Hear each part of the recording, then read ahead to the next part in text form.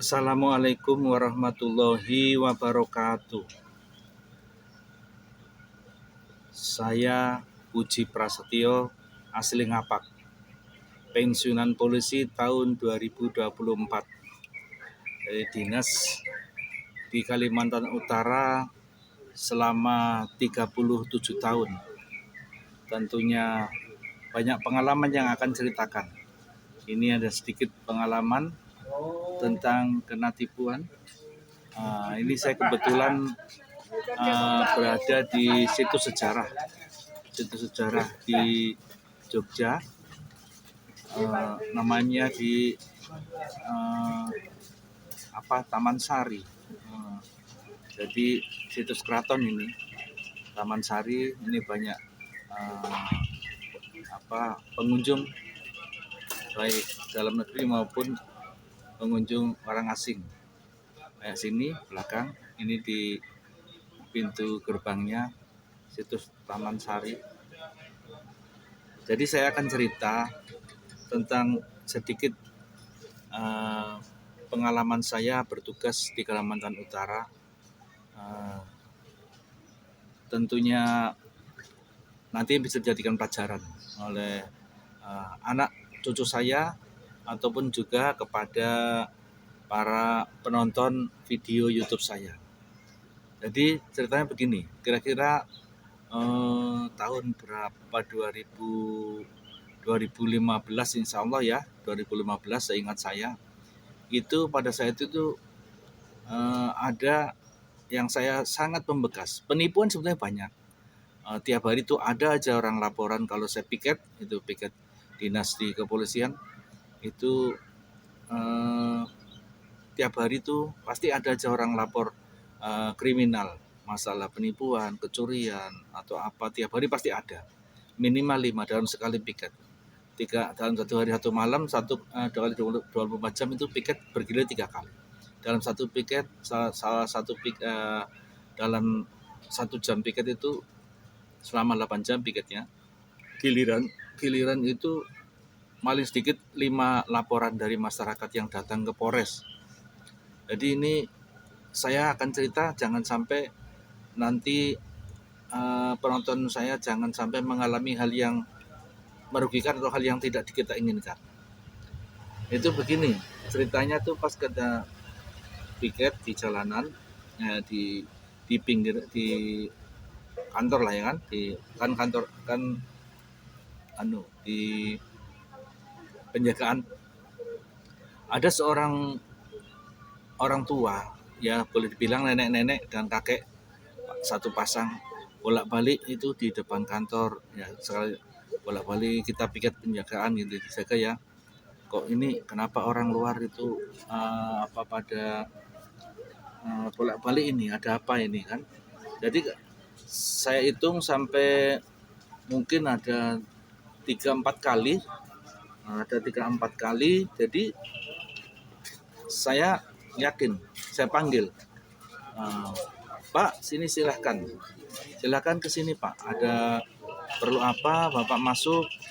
Kok saya lihat bolak-balik di depan pintu gerbang, ke kanan, ke kiri gitu kan. Nanti kadang beberapa menit lewat lagi.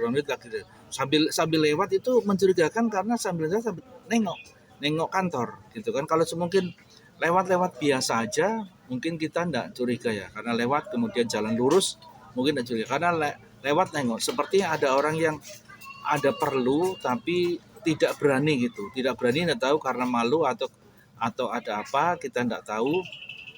Kita panggil, sini Pak, ada perlu apa sini. Pas sampai di dia tanya, Pak, orang itu tanya, yang bapak tadi, suami istri itu, kakek dan nenek sudah sepuh, kelihatan umurnya sudah di atas 60 gitu kan. Pak mau tanya, ada mobil baru di sini, tiba-tiba gitu. Mobil apa? Ada katanya saya ditelepon orang, saya dapat hadiah ada mobil baru di Polres. Ini saya lihat ada mobil baru. Oh, Bapak ditelepon orang, dikasih tahu dari telepon itu bahwa dia dapat mobil baru, mobilnya sudah ada di kantor polisi, katanya seperti itu ya kan. Wah ini kelihatannya tidak benar Pak, saya jawab begitu ya kan. Ini tidak benar. Bapak dapat hadiah dari mana? Saya bilang gitu kan. Ini Pak dari waktu itu dari salah satu kopi. Bapak ini senang minum kopi. Katanya dari kopi saya tidak menunjukkan kopinya merek apa ya kan. Nanti siapa tahu tidak berkenan dari pihak kopi itu kopi ini gitu kan. Terus Bapak sudah bayar? Sudah. Waktu itu sudah bayar 40 juta. 40 juta.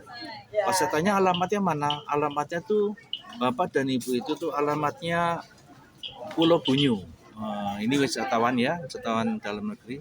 Saya memang di pintu masuk nih, di pintu masuk wisatanya. Kemudian Bapak itu cerita bahwa dia saya tanya alamatnya mana, alamatnya itu Pulau Bunyu. Pulau Bunyu itu dengan Pulau Tarakan tuh jaraknya kalau naik speedboat.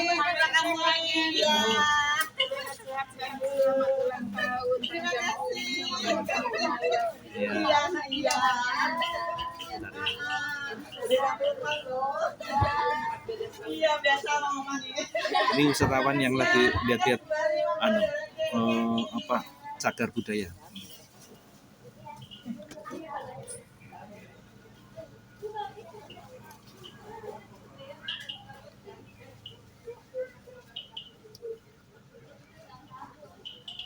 Saya lanjut ya. Bapak ini Bunyu itu agak jauh itu. Naik speedboat itu satu jam. Saya lihat kasihan ya karena sudah bapak-bapak sudah sepuh. Terus dulu Pak saya bilang gitu. Kasihan ya suami istri sudah sepuh-sepuh semua. Keadaan baju ya sederhana bajunya, tapi dia sudah terlanjur ngirim 40 juta. Ya kan, terlanjur ngirim 40 juta ke orang yang mau ngasih hadiah mobil itu. Katanya mobilnya nanti diambil di Polres Tarakan katanya kan.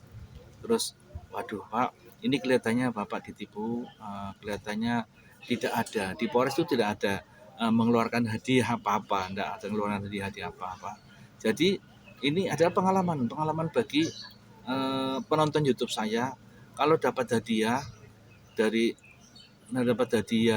perusahaan kopi, tapi ngambilnya kok di Polres. Waktu itu dia ngambil Polres, katanya harus datang ke Polres, nanti menyelesaikan uang administrasi kira-kira 7 juta. Bapak tuh siap, sudah bawa uang 7 juta. Dia sudah bayar 40 juta, padahal harga mobil itu di atas 100. Waktu itu mobil itu kira-kira 140 gitu ya, 140 atau 130 gitu.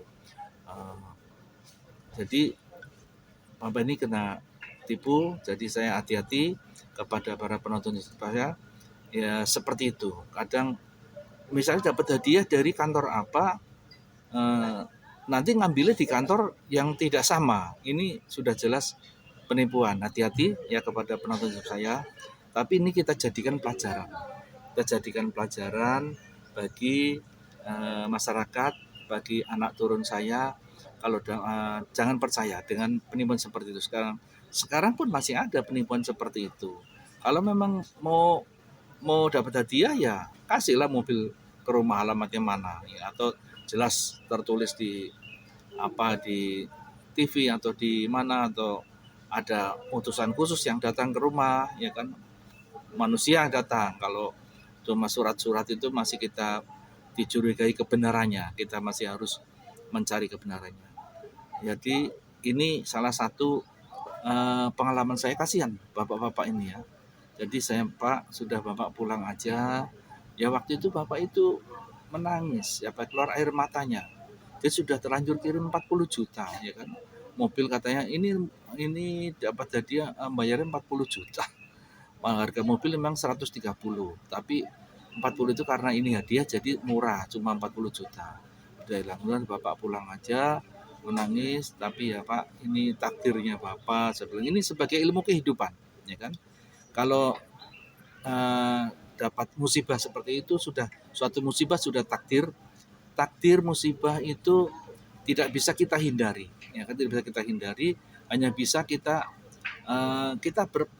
berserah diri, pasrah kepada yang bikin hidup kita. Ya kalau Islam ya Allah ya kan, kita percaya bahwa ini sudah takdir, mungkin saya harus keluar uang, mungkin kalau tidak keluar uang sekarang, mungkin akan ada keluar lewat apa, lewat mungkin penyakit atau ada masalah apa lagi, ya saya cerita begitu.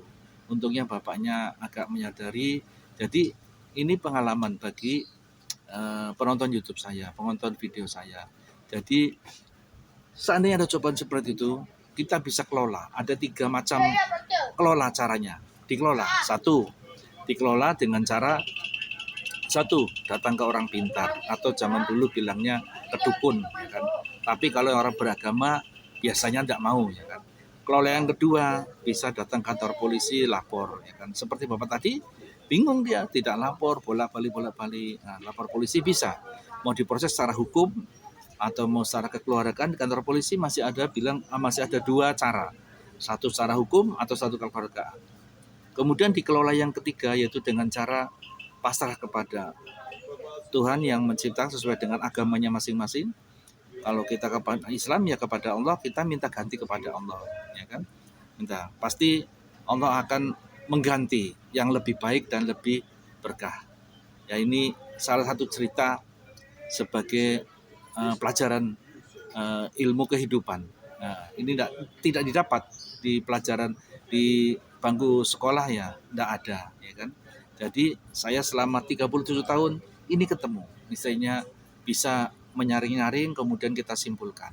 Ini adalah ilmu kehidupan. Ya.